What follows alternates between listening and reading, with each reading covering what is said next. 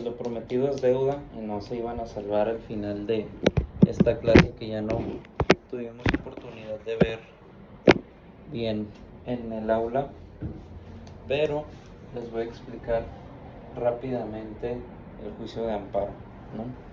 Juicio de amparo, muchachos, como habíamos mencionado muchas veces en clase, es un medio de control constitucional que sirve para que nosotros, para que cualquier persona física o moral, incluso los extranjeros que estén en territorio nacional, puedan acudir ante un tribunal federal para que les defienda de actos de autoridad que son violatorios de derechos humanos. Es decir, son tribunales específicos a nivel federal que defienden derechos humanos, ¿no? Eso básicamente es. ¿Quiénes son las autoridades que conocen de estos procedimientos? Hay dos, es los juzgados de distrito, los jueces de amparo también se les llama, o bien el tribunal colegiado de circuito. Ya en su caso y por haciendo uso de su facultad de atracción, pues puede conocer de un juicio de este tipo la Suprema Corte de Justicia de la Nación. No obstante, ellos casi siempre conocen de este tipo de procedimientos ya cuando están en revisión. Ahora bien, el juicio de amparo se divide en dos vertientes, ¿no? Juicio de amparo directo, juicio de amparo indirecto. Cada uno regulado en la ley de amparo, el directo en el artículo 170, bueno, a partir del artículo 170, y el amparo indirecto a partir del artículo 107. Ahora, ustedes preguntarán cuál es la diferencia entre uno y otro. Existen ciertas diferencias fundamentales, pero las más importantes las vamos a mencionar aquí. Recuerden que esto es más una clase un poco a grandes rasgos, ¿no? Ya requieren ver otro tipo de materias para que podamos nosotros profundizar en todo lo que digamos, todo en lo que el juicio de amparo es aplicable, pero aquí es como una semblanza general de este procedimiento. Tenemos entonces que existe el amparo directo. ¿Cuándo yo voy a saber que debo promover un amparo directo o un amparo indirecto? Muy sencillo. La propia ley de amparo nos dice cuándo procede cada uno de ellos. O sea, hay situaciones específicas en las cuales para hacer valer tu defensa de derechos humanos tienes que promover un amparo indirecto y en otros casos es un amparo directo. Cuando tú vas a impugnar una resolución, vamos a llamarle así, una resolución que pone fin a un procedimiento, sea un procedimiento judicial o sea un procedimiento administrativo, que ya es, digamos, la última resolución y que no hay un medio ordinario que te permita a ti impugnar esa sentencia, o que habiéndolo ya lo agotaste y de todas maneras la sentencia sigue saliendo en tu contra, tú te vas al amparo directo. Esa es la manera correcta. Digamos, el amparo directo pues va a versar sobre la resolución, sobre los agravios que te está causando la resolución. Y estos agravios en materia de amparo se les llama conceptos de violación, ¿no? O sea, ¿violación a qué? A derechos humanos, a mi esfera jurídica, a mis garantías procesales, etc. Entonces, este amparo directo normalmente se promueve cuando ya agotaste un procedimiento, sea judicial o sea administrativo, en todas sus etapas y la resolución ya no admite algún otro medio de impugnación. ¿Cuáles son? Pues ya ustedes lo verán en derecho administrativo, en derecho civil, derecho penal y todas estas ramas que les falta por ver, ¿verdad? Este amparo se resuelve directamente ante un tribunal colegiado de circuito, es decir, cuando tú vas a presentar tu amparo directo, vas y lo presentas ante la misma autoridad que dictó la sentencia que estás impugnando. Es decir, un ejemplo, si tú llevaste un juicio civil y la sentencia salió contraria a tus intereses, juicio civil, sale la sentencia, entonces tú apelas. Una vez que apelas, el juicio se va al tribunal de alzada, es decir, al Tribunal Superior de Justicia. a las salas. Y una vez que este resuelve y la sentencia de igual manera te sigue causando perjuicio, tú promueves juicio de amparo directo. Vas a ir y vas a presentarlo en la oficialía común de las salas del Tribunal Superior de Justicia, porque ellos fueron quienes dictaron esa sentencia. Y una vez que tú lo presentes, lo van a turnar al Tribunal Colegiado de Circuito que le toque, y ya ellos en pleno van a resolver. Recordar que se llama Tribunal Colegiado porque está integrado por 3 magistrados, ¿sí? Ahora, caso contrario, esto es, digamos, a grandes rasgos, el juicio de amparo directo. Al final los efectos son los mismos, pero normalmente este es el camino que hay que seguir porque así lo determina la ley. Ahora, yéndonos al juicio de amparo indirecto, tiene una gama, digamos, de procedencia, o de casos de procedencia, mejor dicho, mucho más amplio. El amparo indirecto se puede promover en contra de normas generales cuya entrada en vigor o ya en su aplicación te causen un perjuicio. ¿Qué quiere decir esto? Que cuando el legislativo emita una ley nueva, una ley que no existía, o una existente la modifique, la reforme, o bien derogue alguna parte, digamos de manera parcial o totalmente una ley, y eso te causa un perjuicio, tú puedes promover tu juicio de amparo indirecto para buscar que los efectos que esta modificación a la ley, o esta desaparición de la ley, o esta aplicación de la ley tengan en contra tuya, pues cesen y pueda ser restituido en el goce de tus derechos humanos, ¿no? Con esto no hay que confundir el hecho de que si nosotros presentamos un amparo contra una ley, la ley deja de existir. Eso no es así. Las leyes únicamente pueden dejar de aplicarse logrando una declaratoria general de inconstitucionalidad, lo cual se logra con otros medios de control constitucional, con las controversias constitucionales o bien la acción de inconstitucionalidad, pero eso ya lo verán en otra materia. También, y el uso más común que tiene el juicio de amparo indirecto es protegernos, o sea, promoverlo en contra de actos de autoridad que violenten nuestros derechos humanos, ya sea a través de un procedimiento administrativo o de un procedimiento judicial. O sea, prácticamente cualquier dependencia o cualquier particular que haga funciones de alguna autoridad que emita una resolución que a nosotros nos cause un perjuicio, podemos impugnarla a través de un juicio de amparo indirecto. Aquí es muy importante, y ya esto son cuestiones técnicas, pero es interesante mencionarlo, que atendiendo al principio de definitividad que rige al juicio de amparo, debe haber ciertos medios de impugnación que a veces se tienen que agotar para que proceda la interposición de un juicio de amparo. No obstante, el amparo indirecto es precisamente aquel que nos defiende de manera en que tal vez dentro de la violación al derecho que nosotros estamos tratando de que se nos restituya, incluye el que no estuvimos en posibilidad de interponer esos recursos ordinarios de impugnación. Un ejemplo, si ustedes son demandados por X persona, pero esta persona se arregla con la autoridad de alguna manera y no los notifican a juicio y ya únicamente llegan un tiempo después a ejecutar, pues ustedes van a estar en posibilidad de presentar su juicio de amparo indirecto.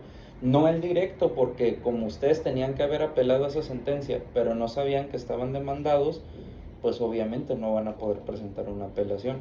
Por ende, la ley prevé esos casos en los cuales se les llama un tercero extraño por equiparación.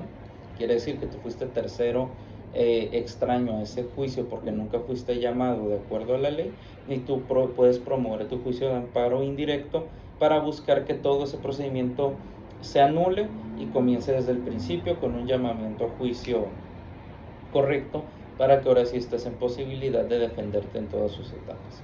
Ese es un ejemplo muy claro. Esto hablando de un procedimiento ya sea administrativo o judicial. Pero también hay casos que los hemos mencionado más en clase, en los cuales tal vez ustedes como derechohabientes del IMSS requieran una cirugía, una cita, un medicamento que no se les está brindando.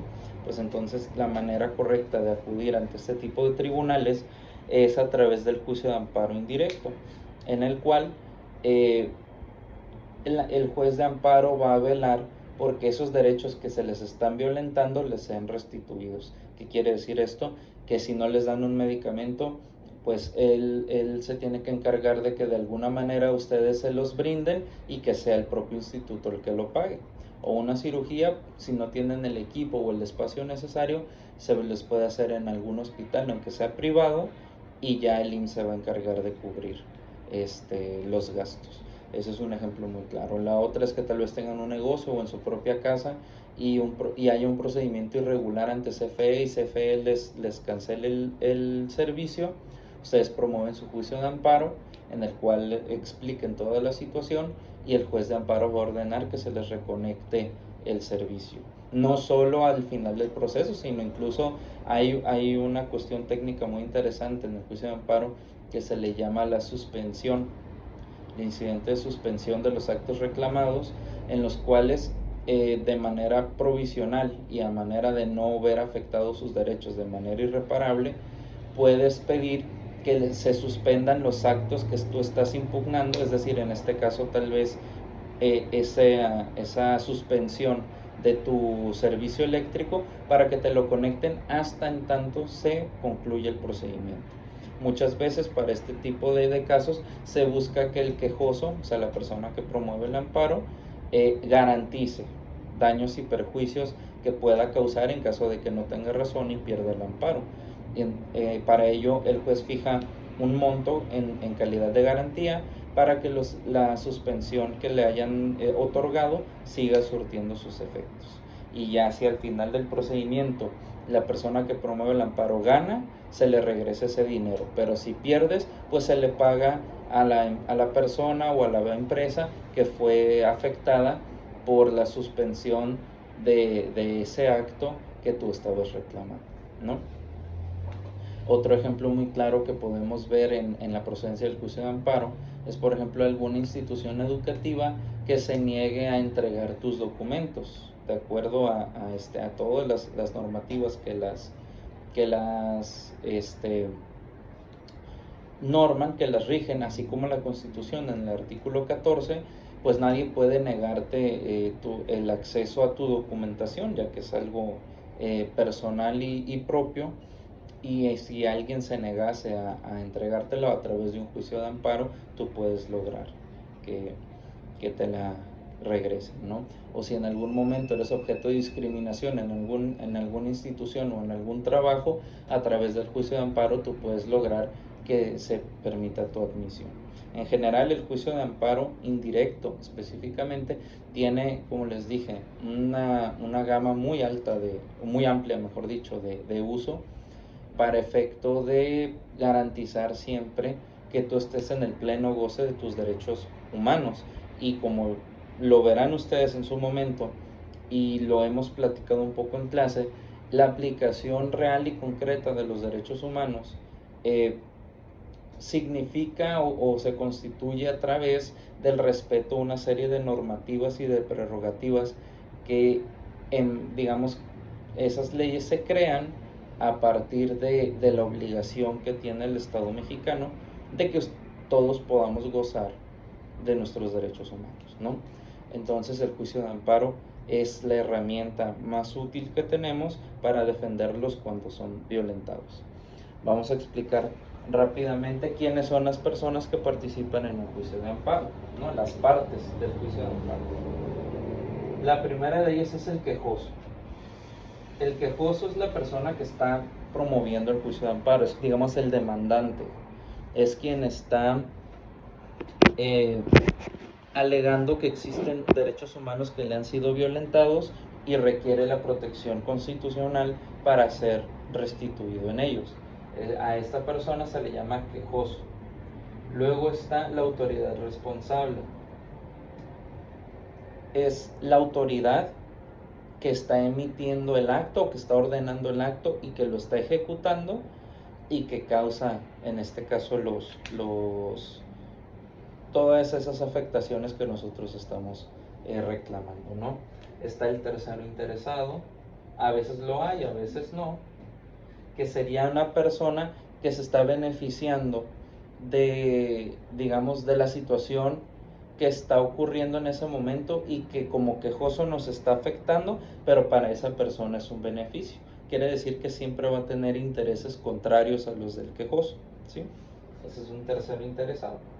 Y ya después vienen los terceros auxiliares, que pueden ser peritos, pueden ser médicos, pueden ser todas las personas testigos, personas que van a participar tal vez del juicio de amparo y que van a apoyar a que al final el juicio se resuelva de mejor manera.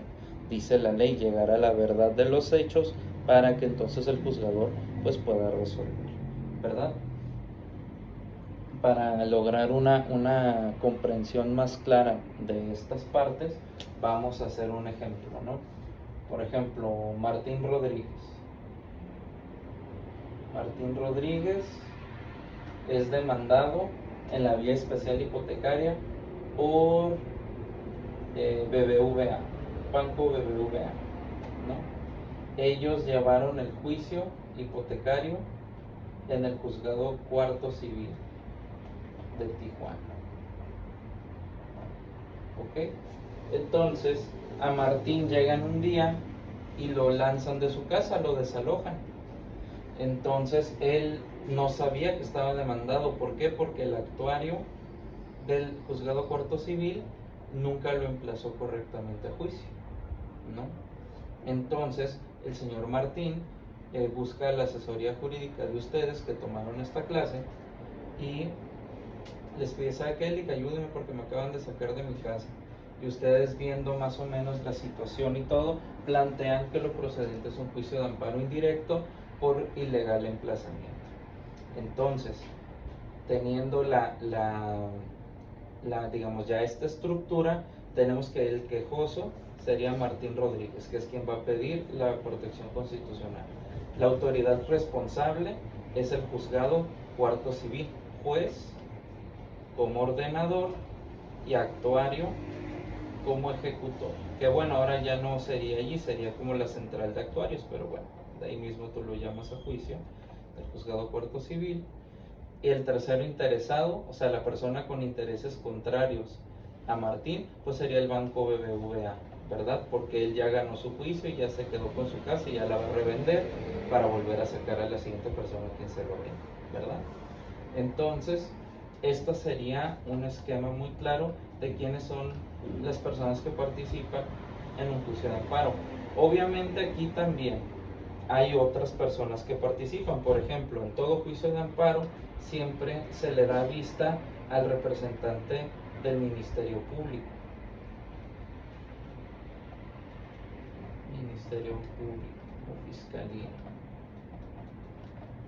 Esta persona, siempre hay alguien adscrito a cada juzgado de distrito, que es donde se llevan este tipo de juicios, para verificar que el juicio se lleve de acuerdo a la ley y que dentro de los actos que se están reclamando no exista algún otro que pueda constituir tal vez un delito en otras materias, y pues que el Ministerio Público, como representante de la sociedad, pues pueda ejercer las acciones legales que correspondan, ¿no? Que por ejemplo hay una falsificación de documentos por parte del banco o por parte del quejoso, que haya una simulación de juicio, todo eso pues da pie a otro tipo de responsabilidades de las cuales el Ministerio Público va a dar parte, ¿no? Y va a comenzar las investigaciones correspondientes. Entonces, básicamente estas serían las personas que intervienen en el juicio de amparo, y ya específicamente podemos tener también testigos, podemos tener también peritos, otras personas llamadas como terceros, porque les puede parar perjuicio la sentencia, pero digamos, básicamente estas son las personas que se van a participar: quejoso, autoridad responsable, tercero interesado, que a veces hay y a veces no, y el Ministerio Público también, siempre. ¿Ok? Entonces, al final, ¿qué es lo que se busca con un juicio de amparo? Restituir las cosas al estado que estaban o que guardaban antes de que ocurriera el acto violatorio de derechos humanos. En este caso sería si el señor vivía en su casa antes de que lo emplazaran mal a juicio y después lo desalojaron porque se siguió todo ese procedimiento hipotecario sin que él participara porque nunca supo que existía, pues entonces el efecto del amparo en caso de que lo gane es que ese juicio queda nulo y a él se le restituye en la posesión de su casa, es decir, se la van a regresar y van a tener que notificarlo de nueva cuenta de manera correcta para que se pueda defender, ¿no? Entonces, en este ejemplo pequeño y práctico, así es como se manejaría, así es como funciona el juicio de amparo. El juicio de amparo, como les había mencionado, pues es un recurso legal, una instancia judicial que ha sido, digamos, pionera para la protección de derechos humanos en el mundo. De hecho, a partir de la estructura de este juicio se han creado otro tipo de procedimientos legales, o se ha creado incluso a nivel de constitucional en otros países la importancia del acceso a un tribunal especializado en protección de derechos humanos. Incluso en África, en Colombia, en Chile, en Argentina, en Brasil, en Estados Unidos, lo más parecido que tienen es el recurso que se llama habeas corpus. En el Tribunal Europeo ya prevé un juicio de amparo, no funciona igual, pero ya es un recurso que protege derechos humanos. En España, y así, o sea, ha sido siempre una evolución, digamos, de los sistemas jurídicos contemporáneos que de alguna u otra manera han tomado inspiración en el juicio de amparo mexicano para garantizar la protección a derechos humanos, ¿no? Entonces este era el tema que había quedado pendiente. Alcanzamos a ver en la clase anterior más o menos la historia del juicio de amparo, cómo nació, para qué era, cómo servía, y después ahorita ya les explico ya de manera más aterrizada una semblanza muy general de cómo funciona, y ya en algún futuro, si nos toca coincidir o con el maestro que tengan ustedes de amparo, de garantías jurisdiccionales, pues ya podrán ver una aplicación práctica mucho más concreta. ¿Sí? Pues muchas gracias, y cualquier duda que estoy a la orden.